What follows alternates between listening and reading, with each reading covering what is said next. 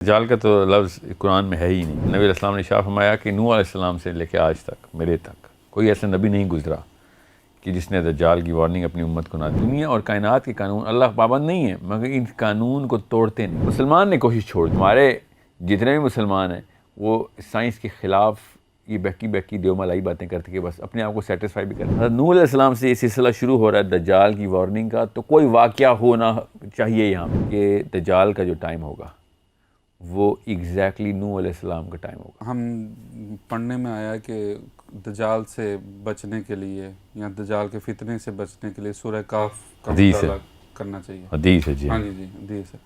تو مثلا جب اس کو مثلا دیکھتے ہیں ہم ترجمہ کے ساتھ یا جو بھی ہے، تو اس میں ایسا کچھ دجال کے ساتھ ہمیں کوئی لنک نظر نہیں آتا کہ اس کا کس طرح ہے لنک، اور دجال کا بھی اس میں کوئی اس طرح نام وغیرہ نہیں شامل کیا گیا۔ جی ہاں، تو اس کے بارے میں کچھ اگر آپ دجال کا تو لفظ قرآن میں ہے ہی نہیں، یہ تو حدیث کے تھرو ہمیں پتہ چلتا ہے کہ سورہ کہف دجال کے ساتھ کیا کرے گی۔ تو اس کے لیے بڑی لمبی ایک مجھے تھوڑی سی تمہید باندھنی پڑے گی۔ کہانی شروع ہوگی نوح علیہ السلام سے۔ نوح علیہ السلام سے کسی وجہ سے نبی علیہ السلام نے ارشاد فرمایا کہ نوح علیہ السلام سے لے کے آج تک میرے تک کوئی ایسا نبی نہیں گزرا کہ جس نے دجال کی وارننگ اپنی امت کو نہ دی ہو۔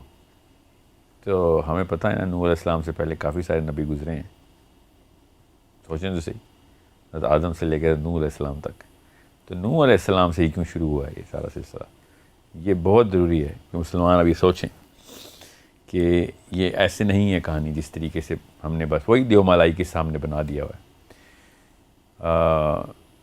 حضرت آدم علیہ السلام، جو کہ میں آپ سے ایک سوال کرتا ہوں، جو ذہن میں جواب آئے اسی وقت بتا دیجیے گا، زیادہ سوچیے گا مت، تاکہ یہ ایک تھوڑا سا ٹیسٹ ہو جائے کہ سائیکالوجی کس طریقے سے بنائی جاتی ہے مسلمانوں کی۔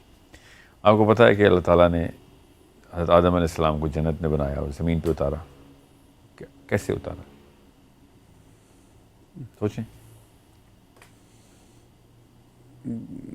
بس ایسے ہی لگتا ہے کہ حکم ہوا اور وہ چل ہوا پہ اڑ کے ادھر آ گئے، ہوا پہ اڑ کے، یہ تصویر بنتی ہے نا، ہاں یہی بنتی ہے ہر مسلمان کے ذہن میں کہ جنت میں کسی اور کانسٹلیشن میں سے، اسپیس میں سے اڑ کے وہ بغیر کسی اسپیس شپ کے ادھر آ گئے۔ یہ آپ کے ذہن میں بنتی ہے تصویر۔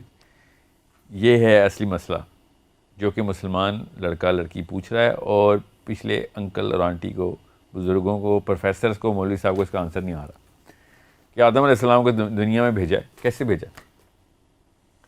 اب کوئی نہ کوئی صورتحال تو کرنی پڑے گی۔ میں نے اس لیے آپ کو کہا نا پچھلی تمام تر گفتگو میں کہ اللہ تعالیٰ قانون نہیں، دنیا اور کائنات کے قانون اللہ پابند نہیں ہے، مگر ان قانون کو توڑتے نہیں ہیں۔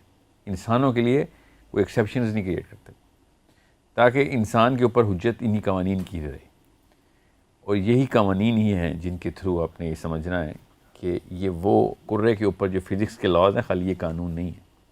اب فزکس بھی ڈھونڈنا شروع ہو گئی ہے، اس کو ملنا شروع ہو گئے ہیں کہ معاملہ کسی اور طریقے سے بھی بنا گیا ہے۔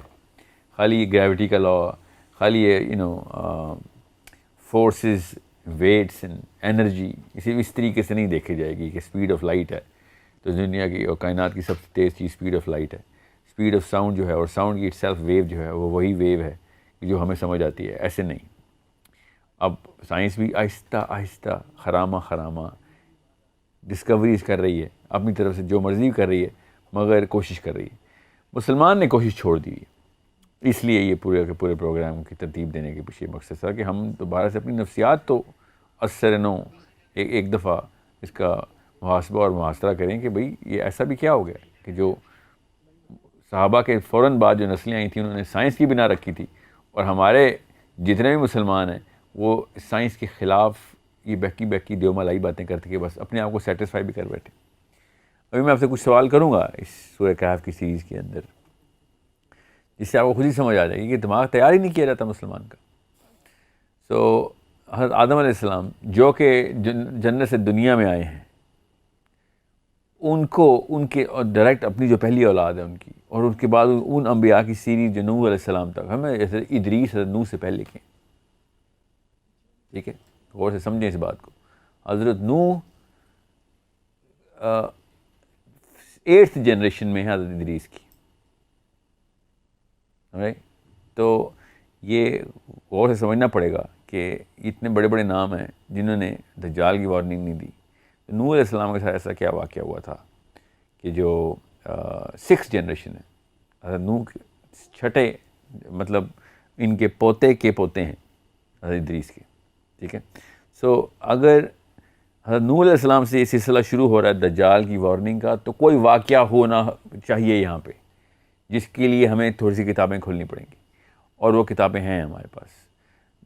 انجیل کے اندر بھی اور توریت کے اندر بھی یہ ثبوت اب ہمیں مل چکے ہیں. ان کے پاس تو پہلے سے تھے، وہ جس اینگل سے دیکھ رہے تھے نا یہ سارے کے سارے معاملے کو، وہ بہت ضروری ہے کہ ہمیں پتہ ہو کہ وہ کیا اینگل ہے. اور ہمارے نبی علیہ السلام نے ہمیں جب نوح علیہ السلام کا بتا دیا ہے تو چابی دے دی ہے، اب ہم نے وہ تالا ڈھونڈنا کہاں پہ لگتی ہے. نصاری جتنے بھی نصارہ ہیں نا، جتنے بھی کرسچنز ہیں، اور جو کنگ جیم ورژن کے پروٹیسٹنٹ فالوورز ہیں، اور ایتھیوپین کرسچنز جتنے بھی ہیں، نصارہ کے 3 فرقے ہیں. تو 3 فرقوں کے اندر سے جو میجورٹی ہے نا وہ پروٹیسٹنٹ کی اور ایتھیوپینس کی ملائیں تو یہ میجورٹی بن جاتی ہے، ورنہ آس پاس ہی ہے کیتھلکس اور پروٹیسٹنٹس کی تعداد. ان دونوں کی جو کتابیں ہیں نا ان میں کافی ڈفرینس ہے. انجیل میں کافی ڈفرینس ہے نمبر آف بکس کا اور ٹائپ آف بکس کا.